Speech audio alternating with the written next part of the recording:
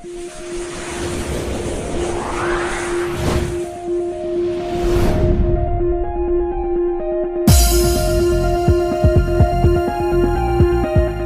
kita akan belajar tentang pertumbuhan rohani, di mana setiap orang yang percaya kepada Yesus itu dia semestinya dan seharusnya dia akan bertumbuh.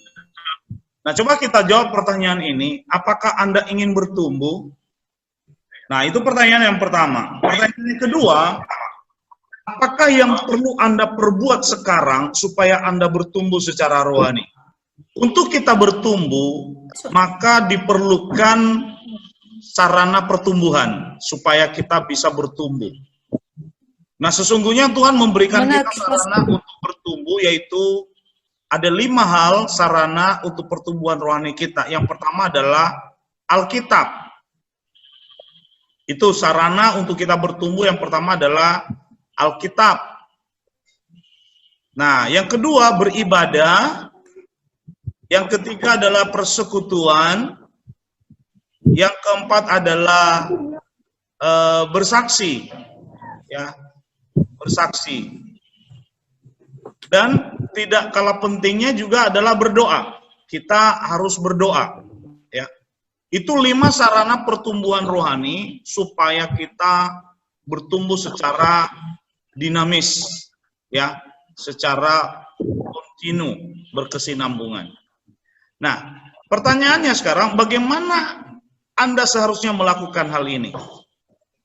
Nah, kalau tadi kita lihat ada 5 sarana pertumbuhan rohani untuk kita bertumbuh secara baik, maka pertanyaan saya, bagaimana kita melakukan hal itu supaya kita benar-benar mengalami pertumbuhan rohani? Nah, cara kita untuk melakukannya tidak lain dan tidak bukan adalah melakukannya dengan terus-menerus. Ingat pepatah mengatakan Allah bisa karena biasa, ya. Kita bisa karena kita biasa, ya. Nah, demikian juga ketika kita terus dengan Alkitab, terus dengan doa, dengan beribadah, dengan persekutuan, bahkan bersaksi, ya, maka iman kita dipastikan akan bertumbuh secara baik. Nah, akan tetapi sebaliknya, ketika 5 sarana rohani ini kita tidak lakukan, maka niscayalah pertumbuhan rohani kita akan macet dan bahkan bukan mengalami pertumbuhan, tetapi kita akan mengalami kemandekan rohani atau kekeringan rohani. Nah, saudara, apakah Anda ingin bertumbuh? Sekali lagi, saya ingin tanyakan itu kepada setiap kita. Nah, kenapa saya ingin terus-menerus menanyakan apakah Anda ingin bertumbuh? Karena pertumbuhan itu harus timbul dari keinginan sendiri. Ya. Tidak mungkin dari luar keinginan itu muncul.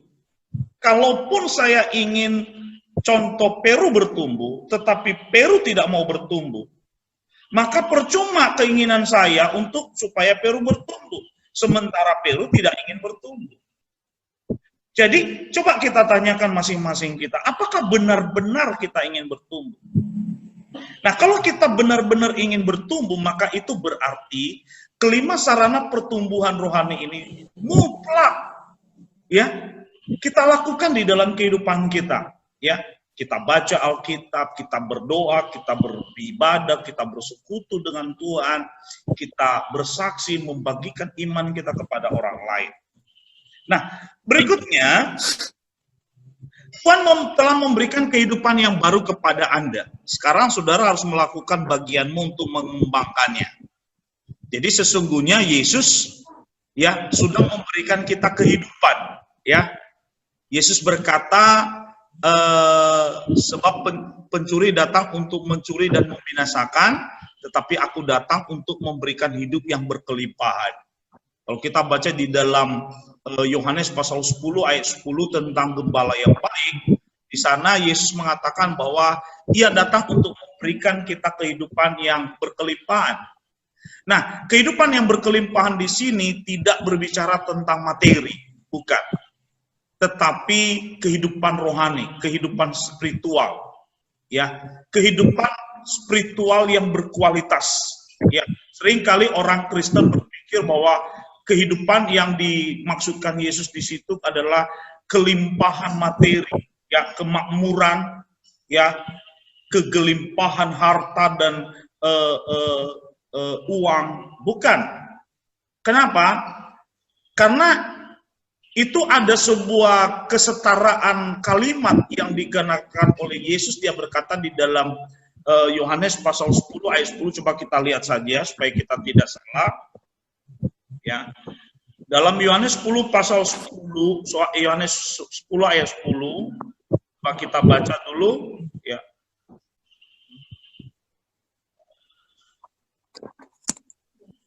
Yohanes 10 ayat 10, gembala yang baik. Ya, kita baca sama-sama. Pada hitungan yang ketiga kita mulai, ya. Yohanes 10 ayat 10, 2, 3. Pencuri datang hanya untuk mencuri dan membunuh dan membinasakan.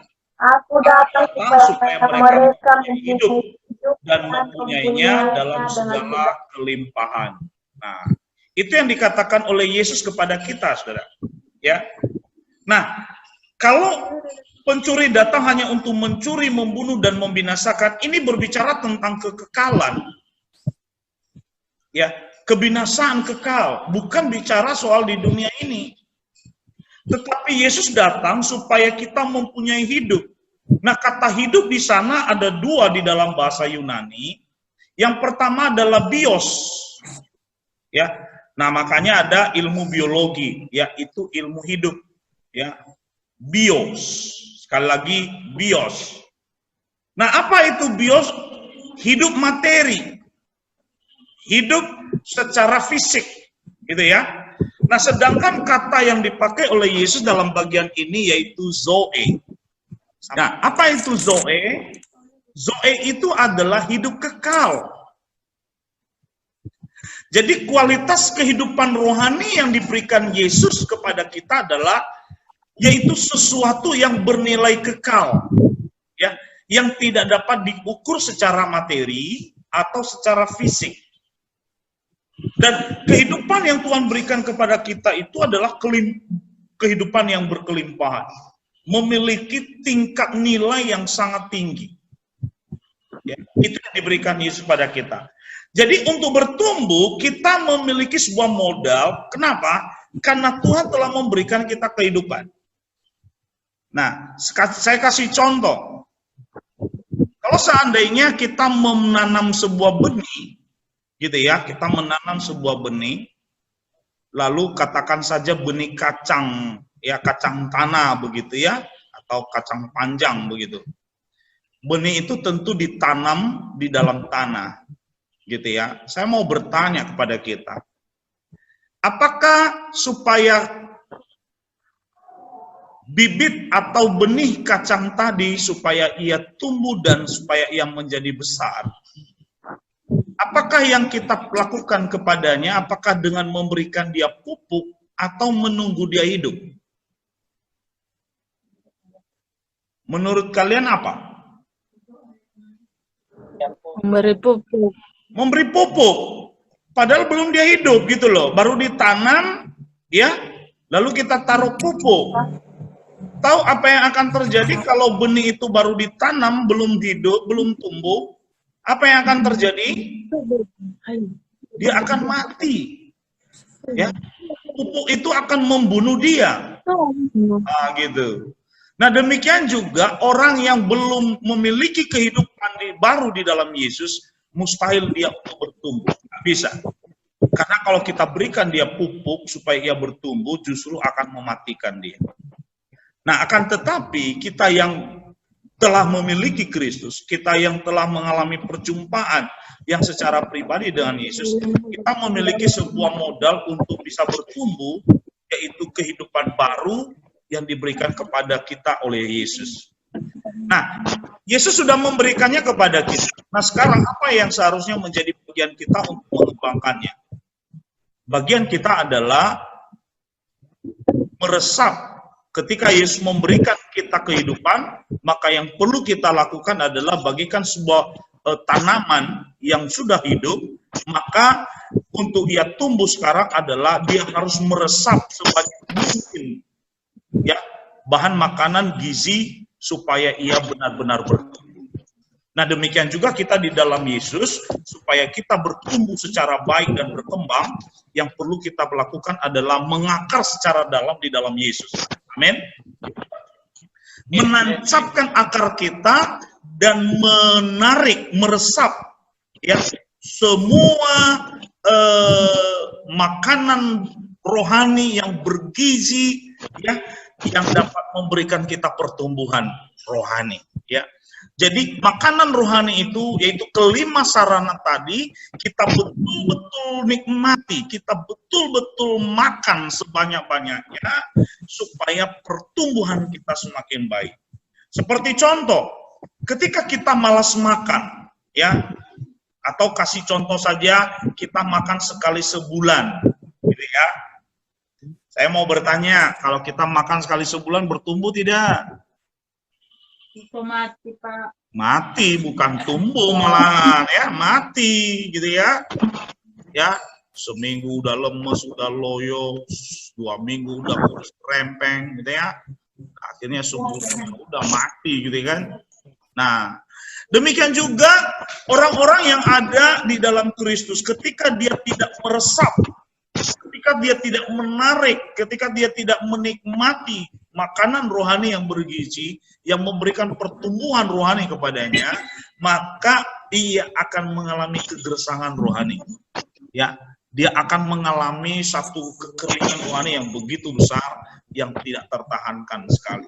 Ya, itulah bagian yang harus kita lakukan sekali lagi adalah memakan sebanyak mungkin makanan rohani yang bergizi. Itu yang perlu kita lakukan. Karena Yesus sudah memberikan kita kehidupan, maka sekarang bagian kita adalah memakan sebanyak mungkin makanan rohani yang membuat kita bertumbuh. Ya, makanlah sebanyak mungkin firman Tuhan, makanlah sebanyak mungkin doa dengan Tuhan, makanlah sebanyak mungkin ya beribadah persekutuan dengan Tuhan, hubungan yang dekat dengan Tuhan, makan sebanyak-banyaknya. Saya percaya kalau kita banyak makan, badan kita makin kurus atau makin gemuk? Pasti makin gemuk, bukan? Nah, kita ya. Jadi kita makan sebanyak-banyaknya makanan rohani yang bergizi, maka kita akan bertumbuh secara baik, ya. Nah, kita akan bertumbuh secara rohani dan setiap hari akan menikmati hidup yang berkelimpahan yang Allah berikan kepada anak-anaknya. Ini kita akan menikmatinya. Ya, akan ada sukacita, akan ada damai sejahtera, ada harapan. Anak-anak Tuhan yang bertumbuh secara rohani, ia tidak akan mengalami kekeringan, kegersangan, ia tidak akan penuh dengan keluh kesah, dia tidak akan berbantah-bantah, khawatir, nggak akan ada dalam hidupnya. Sebab kenapa? Yang ada dalam kehidupannya adalah menikmati hidup yang berkelimpahan. Menikmati kehidupan yang berkualitas, menikmati kehidupan rohani yang betul-betul bernilai tinggi. Itu yang akan dinikmati. Dan dia akan merasakan damai dan sejahtera di dalam kehidupannya. Ya, dia akan lepas untuk menyembah Tuhan. Ya, dia akan berdoa, waduh bisa tanpa batas gitu ya. Ia akan menikmati firman Tuhan sebanyak-banyaknya, dia tidak akan merasa bosan ketika mendengar firman Tuhan, ada rasa haus yang begitu besar ya. Itu yang akan terjadi dengan anak-anak Tuhan, itu yang akan terjadi dengan orang-orang yang betul-betul bertumbuh secara rohani dalam Kristus. Dia akan menikmati persekutuan yang sangat erat dengan Tuhan, dia akan menikmati itu dan terus menikmatinya. Ya, dia tidak akan bosan ya. Saya percaya kalau sesuatu itu menyenangkan kita tidak akan bosan ya. Malah justru kita akan menikmatinya ya. Nah, orang yang bertumbuh secara rohani dalam sebuah persekutuan atau di dalam sebuah ibadah, katakan itu sebuah praise and worship, waduh, dia akan menikmatinya ya. Dia akan naik penyembahannya kepada Tuhan dengan tidak henti-hentinya. Nah, bila saudara melakukan ketiga hal ini, saudara akan bertumbuh secara rohani. Ini yang akan kita lihat bagaimana kita melakukannya supaya kita betul-betul bertumbuh ya secara rohani. Pertama, Anda makan firman Tuhan setiap hari. Sama seperti kita makan nasi setiap hari untuk kita tumbuh, untuk kita hidup, maka makanlah firman Tuhan sebanyak-banyaknya setiap hari. Nah, itu sebabnya jangan malas dong baca firman Tuhan.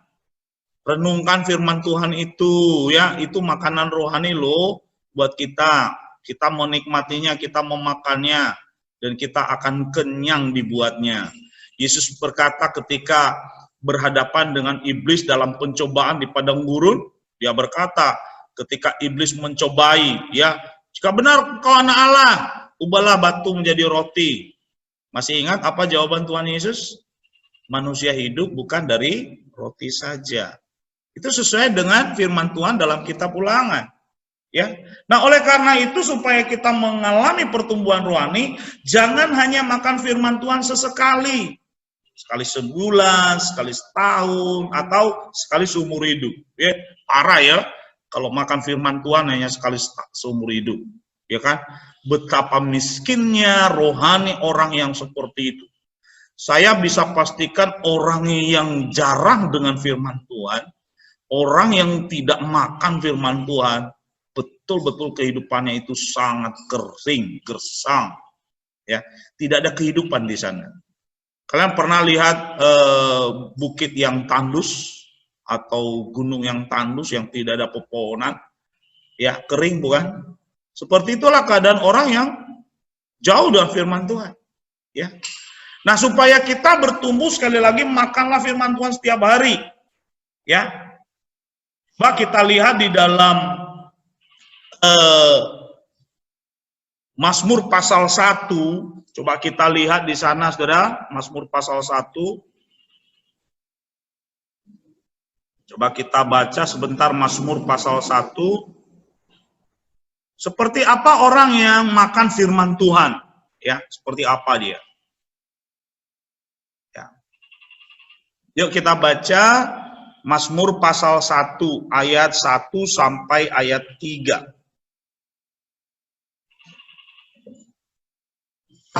Kita baca ya bersama-sama 2, 3 ya. Berbahagialah orang yang tidak berjalan menurut nasihat orang fasik, yang tidak berdiri di jalan orang berdosa, dan yang tidak duduk dalam kumpulan pencemooh, tetapi yang kesukaannya ialah Taurat Tuhan, dan yang merenungkan Taurat itu siang dan malam. Ia seperti pohon yang ditanam di tepi aliran air, yang menghasilkan buahnya pada musimnya, dan yang tidak layu daunnya, apa saja yang diperbuatnya berhasil.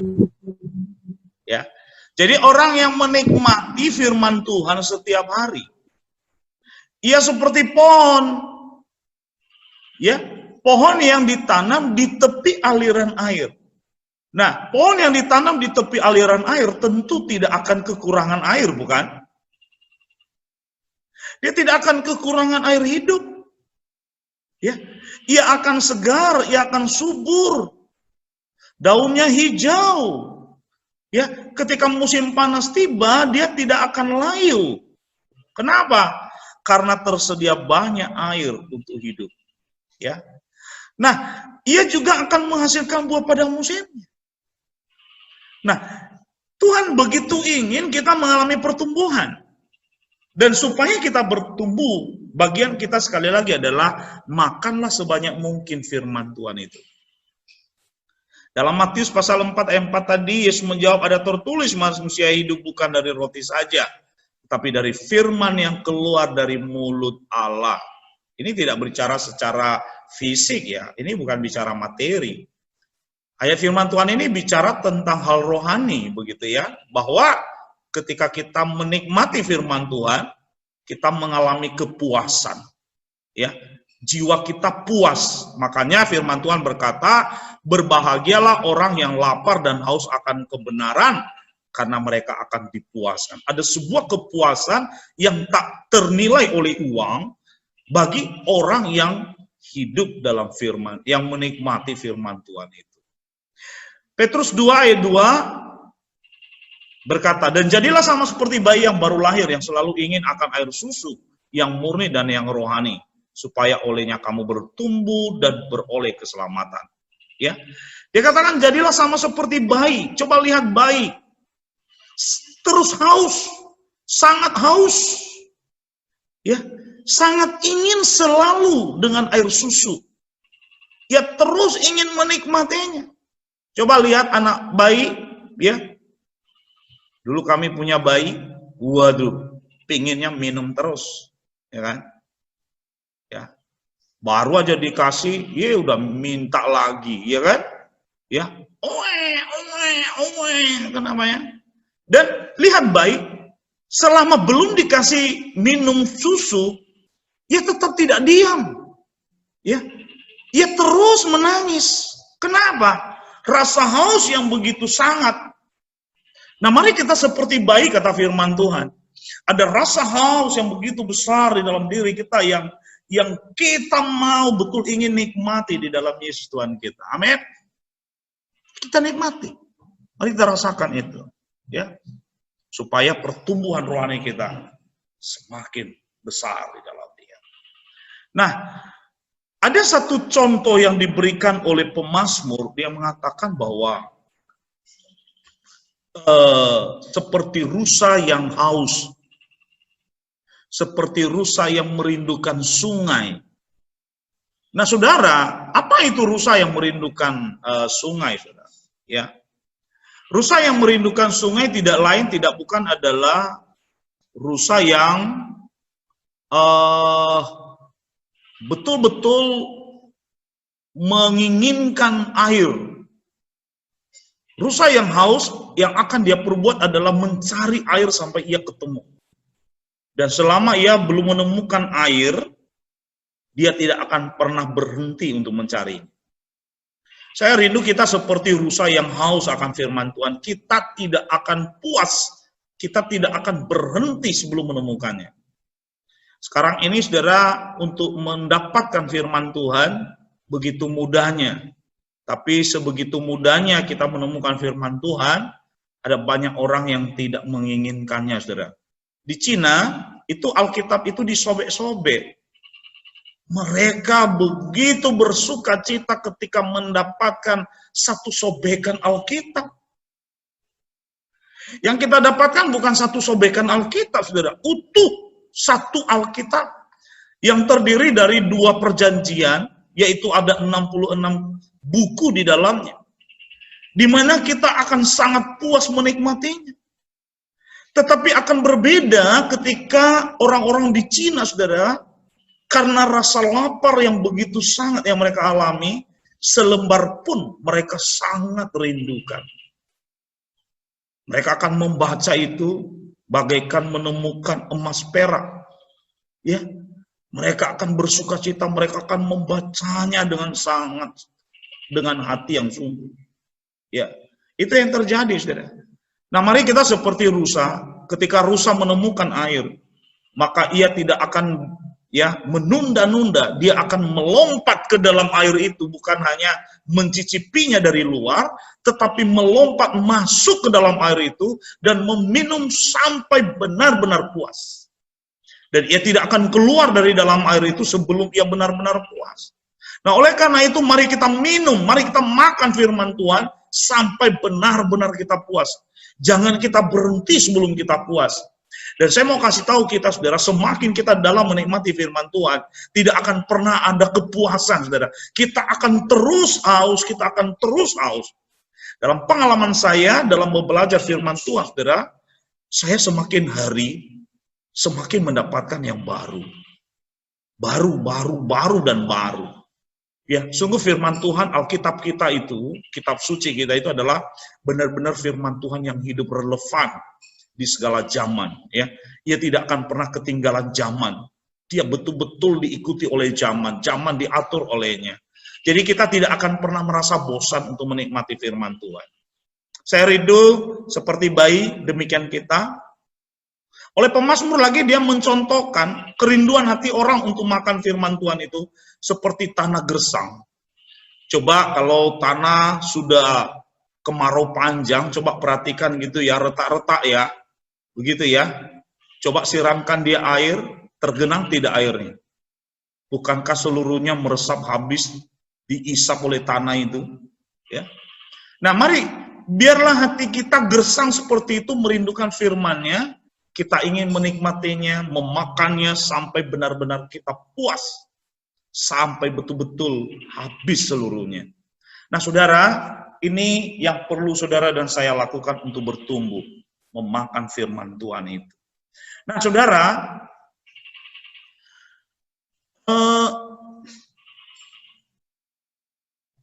melakukan percakapan dengan Tuhan berarti memberi makan jiwa. Ya.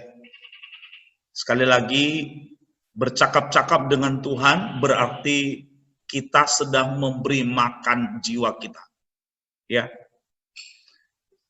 Sarana ini diberikan Tuhan kepada kita supaya jiwa kita terpenuhi kebutuhannya. Ya.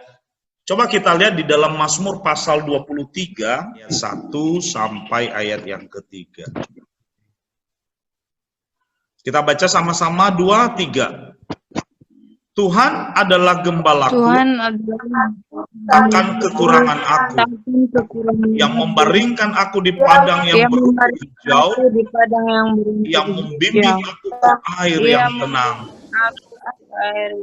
ia menyegarkan jiwa, ia menuntun aku di jalan yang benar, oleh karena namanya. Ya, Tuhan bukan saja menyediakan kebutuhan jasmani kita, makan minum kita. Bukan. Tetapi makanan jiwa diberikan Tuhan bagi kita. Nah, itu sebabnya mari kita makan makanan jiwa, sehingga jiwa kita itu segar. Sehingga jiwa kita itu betul-betul damai dan tenang. Orang yang kekurangan ya makanan jiwa, orang yang mengalami dehidrasi jiwa, ya, di mana makanan untuk jiwanya itu tidak terpenuhi secara sempurna, secara baik, saudara, maka yang akan terjadi adalah ia akan mengalami sakit jiwa. Ya. Nah, oleh karena itu, mari kita berbicara kepada Tuhan melalui firman-Nya. Ya. Mari kita berbicara kepada Tuhan, mari biarkan Tuhan berbicara kepada kita melalui firman-Nya, dan mari kita berbicara kepadanya di dalam doa. Ini adalah hubungan timbal balik, dan ketika kita melakukannya, makanan buat jiwa kita akan sangat terpenuhi dengan sangat sempurna. Ada satu, ya saya dulu ingat ada istilahnya 4 sehat 5 sempurna, begitu ya, yaitu nasi, lauk pauk berupa daging, lalu kemudian ada sayur, lalu kemudian ada buah, dan yang terakhir adalah susu.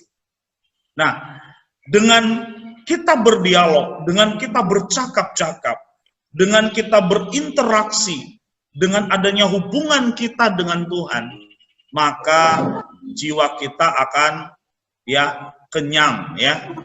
Kita akan mengalami kesegaran jiwa. Ya. Nah, Mazmur 1 ayat 1 sampai 3 tadi dikatakan berbahagialah orang yang tidak berjalan menurut nasihat orang fasik, yang tidak berdiri di jalan orang berdosa, dan yang tidak duduk dalam kumpulan pencemooh. Tetapi yang sukaannya ialah Taurat Tuhan, dan yang merenungkan Taurat itu siang dan malam. Ia seperti pohon yang ditanam di tepi aliran air, yang menghasilkan buahnya pada musimnya, dan yang tidak layu daunnya. Apa saja yang diperbuatnya berhasil. Saudara, jika engkau ingin bertumbuh, bahkan bukan hanya mengalami pertumbuhan, tetapi engkau pun mengalami yang namanya berbuah, maka yang perlu engkau lakukan adalah, sekali lagi, cintalah firman Tuhan. Ya, nikmati firman Tuhan di setiap harinya, dan engkau akan semakin bertumbuh di dalam Tuhan.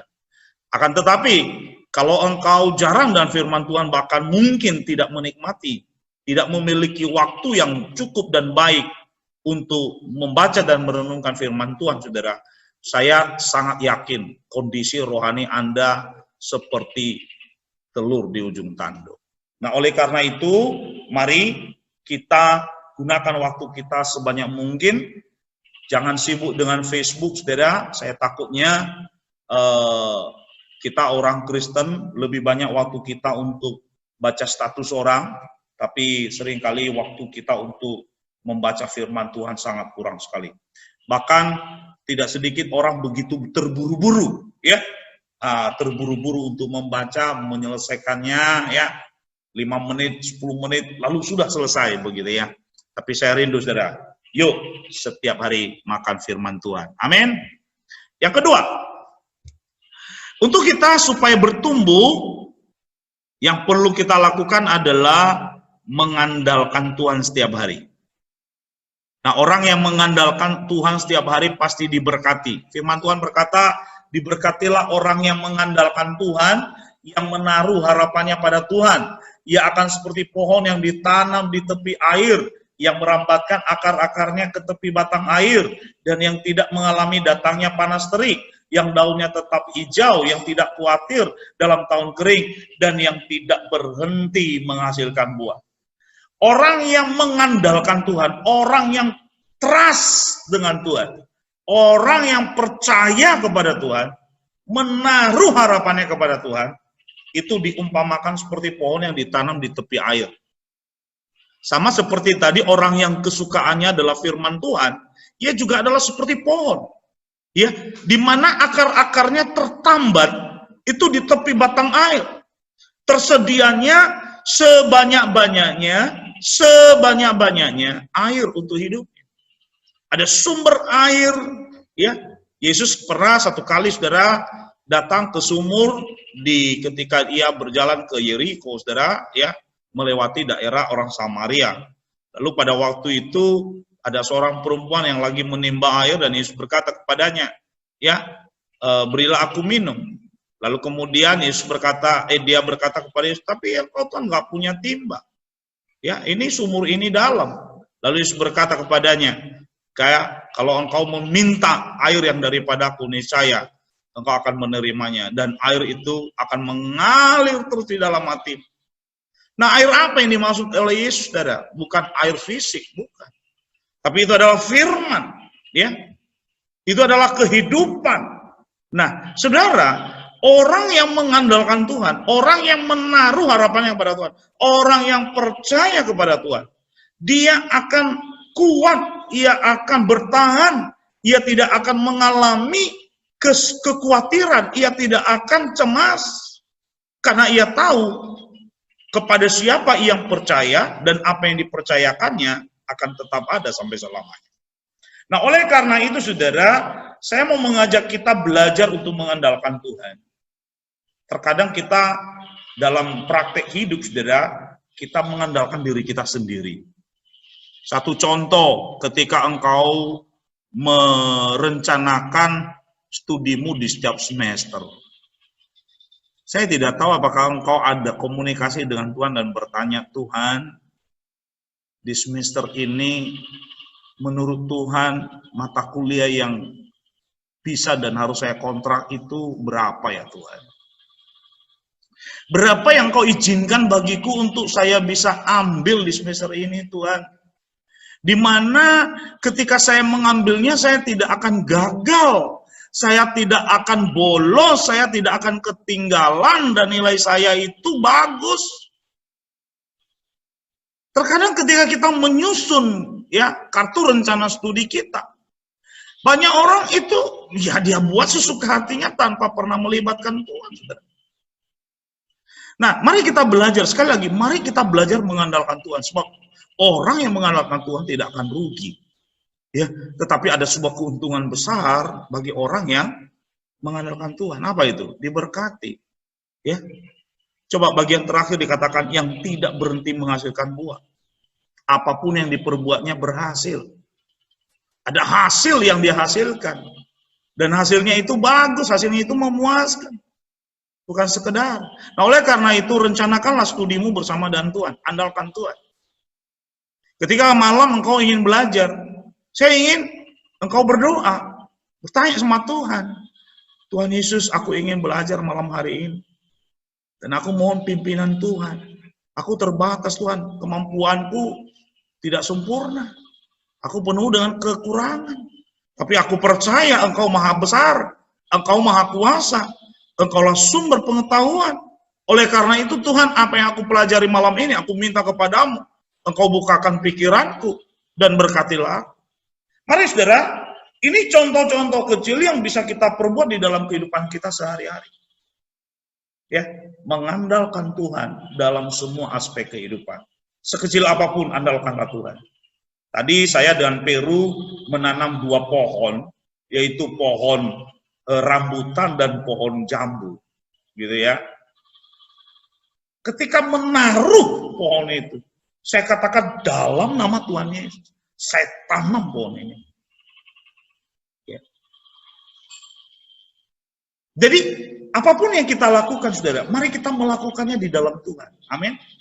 Bukankah firman Tuhan berkata, apapun yang kau lakukan, baik dengan perkataan maupun dengan perbuatan, lakukanlah itu di dalam nama Tuhan Yesus. Kenapa saudara di dalam nama Tuhan Yesus, bahkan minum air sekalipun, kita lakukan dalam nama Tuhan Yesus? Kenapa? Karena nama Yesus adalah nama yang besar. Nama Yesus adalah nama di atas segala nama. Nama Yesus berkuasa. Bahkan ketika engkau menengking setan dalam nama Yesus, setan itu akan lari terbirit-birit. Ketika engkau menumpangkan tanganmu atas orang sakit dalam nama Yesus, kesembuhan yang dari Tuhan akan turun atasnya. Dan itu akan terjadi. Dan saya percaya ketika engkau melakukannya di dalam nama Yesus, engkau membaca buku, engkau menumpangkan tangan, dan engkau berkata, dalam nama Yesus saya mempelajari ini. Dan saya percaya itu akan melekat sungguh di dalam pikiran. Hasil ketika engkau mempersiapkan studimu, atau ketika engkau menyusun skripsimu, atau ketika engkau mau mencari judulmu, dan engkau menumpangkan tangan dan mengatakan di dalam nama Yesus, saya percaya akan berhasil. Saudara. Amin. Mari kita perhatikan, mari kita lakukan. Nah, saudara, apakah Anda merasa terlalu lemah dalam iman untuk melakukan apa yang Tuhan inginkan? Jika Anda bergantung dan mengandalkan Tuhan, maka Anda akan dimampukan olehnya. Oleh karena itu, biarlah imanmu bertumbuh pada janji-janjinya. Diperlukan sebuah iman untuk kita kuat, sehingga kita tidak lemah.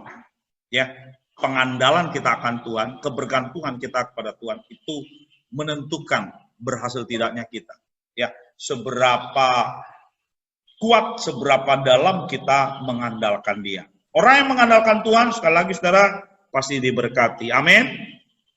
Nah, apakah persoalan kehidupan ini mencemaskan Anda? Apakah Anda takut? Apakah Anda merasa tawar hati karena Anda menghadapi terlalu banyak masalah? Anda perlu bergantung dan mengandalkan Tuhan setiap hari, supaya kecemasan, tawar hati, ketakutan tidak akan menghalang-halangi pertumbuhan rohani Anda. Ini yang perlu kita lakukan, saudara. Andalkan Tuhan. Termasuk dalam masa depan. Termasuk dalam hal kebutuhan. Apapun itu. Firman Tuhan berkata, pandanglah burung-burung di udara yang tidak menabur dan tidak menuai. Tapi apa yang terjadi? Bukankah mereka diberi makan oleh Bapa? Amin. Bukankah kita lebih dari burung-burung itu? Masakan sih Tuhan tidak akan menyediakan? Nah, oleh karena itu andalkan Tuhan. Ya, saya kasih tahu orang tua ketika menanam pohon, ketika bekerja, ketika menabur benih di sawah, jangan lupa andalkan Tuhan. Ya. Nah, mari kita lakukan, saudara. Apapun itu, dan kita akan melihat dahsyatnya Tuhan dalam hidup kita. Nah, ini yang ketiga. Agar kita bertumbuh, ini yang perlu kita lakukan, saudara. Yaitu hidup dalam kebenaran Tuhan setiap hari. Kita tidak bisa mengharapkan pertumbuhan secara rohani terjadi di dalam kehidupan kita, sementara kita hidup sembrono, sementara kita hidup di luar kebenaran. Ya, kita berbuat semena-mena, kita berbuat bertentangan dengan firman Tuhan. Ya, saudara, ketika kita hidup dalam keinginan daging, ketika hawa nafsu begitu kuat memenjarakan kita, menawan kita, memperbudak kita, maka kita tidak akan mengalami pertumbuhan rohani yang signifikan. Tetapi justru sebaliknya, itu yang akan terjadi, saudara. Tetapi ketika kita hidup dalam kebenaran, di mana firman Tuhan itu dipraktekkan secara baik di dalam kehidupan kita, saya percaya kita akan bertumbuh secara rohani, saudara. Nah, masalah orang Kristen sekarang ini bukan kurang membaca atau merenungkan firman Tuhan. Dengan sarana, berbagai sarana yang tersedia saat ini, media cetak, buku, ya, elektronik, media sosial, ya, online ini dan itu, sekarang macam-macam saudara, orang bisa mendengar firman Tuhan. Bahkan dia bisa memilih firman Tuhan yang mana yang dia mau, ya, khotbah-khotbah di dalam di YouTube begitu tersedia banyak yang bisa di download dan ditonton, ya. Jadi persoalan kita di masa kini, saudara, bukan sulitnya kita mendengar atau mendapatkan firman Tuhan. Tetapi menurut saya, persoalan kita yang sangat nyata sebagai orang-orang Kristen saat ini adalah seberapa banyak firman Tuhan yang kita sudah dengar itu kita lakukan. Yesus berkata, berbahagialah bahwa orang yang bijaksana itu bukan orang yang mendengar lalu melupakannya, saudara. Tetapi dia adalah orang yang setelah ia mendengar lalu ia melakukannya. Nah, Yesus mengumpamakan hal itu seperti orang yang membangun rumahnya di atas batu. Ketika kemudian datang hujan, datang badai, datang angin, tetapi rumah itu tetap kokoh. Tetapi orang yang hanya mendengar tapi tidak melakukan, itu seumpama orang yang membangun rumah di atas pasir. Tidak kokoh, tidak kuat, ya. Tidak bisa bertahan. Ketika pencobaan datang, dia langsung goyah dan akhirnya jatuh. Nah, Mazmur 92 ayat 13 berkata begini, orang benar akan bertunas seperti pohon korma, akan tumbuh subur seperti pohon aras di Libanon. Mereka yang ditanam di bait Tuhan akan bertunas di pelataran Allah kita. Pada masa tua pun mereka masih berbuah, menjadi gemuk dan segar untuk memberitakan bahwa Tuhan itu benar, bahwa ia gunung batuku dan tidak akan kecurangan padanya. Nah, itu orang-orang yang ditanam di bait Tuhan, orang-orang yang betul-betul hidup di dalam Tuhan, hidup melakukan firman Tuhan, ia akan bertunas, ia akan bertumbuh, ia akan berbuah. Bahkan sekalipun usia sudah semakin tua, orang itu akan tetap menikmati suatu keadaan hidup yang diberkati oleh Tuhan. Nah, saudara, penerapan dari materi kita, pelajaran kita di malam hari ini adalah, apakah Anda mau iman Anda bertumbuh? Tadi saya sudah ulang-ulang berkali-kali, ya. Apakah kita mau bertumbuh? Sekali lagi, Tuhan sudah memberikan kita kehidupan, dan mari kita lakukan apa yang menjadi bagian kita, saudara. Yaitu menikmati, meresap, memakan sebanyak mungkin makanan rohani untuk pertumbuhan kita. Saudara, jika engkau ingin mau bertumbuh, maka saya mau mengajak kita berdoa di malam hari ini. Baca di teks yang terlihat di screen saudara. Ya, mari kita baca sama-sama. Jika ya, maka berdoalah kepada Tuhan dan Dia akan menjawabmu. Mari kita katakan demikian. 2, 3 ya. Bapa, aku mau imanku bertumbuh di dalam-Mu. Karena itu ajar aku untuk senantiasa merenungkan firman-Mu setiap hari, selalu bergantung kepadamu dan hidup dalam kebenaran. Berkati hidupku Tuhan, agar aku bertumbuh dan menghasilkan buah bagi kemuliaan-Mu. Terima kasih Bapa, dalam nama Yesus Kristus saya berdoa. Amin. Nah saudara, kita sudah melakukan sebuah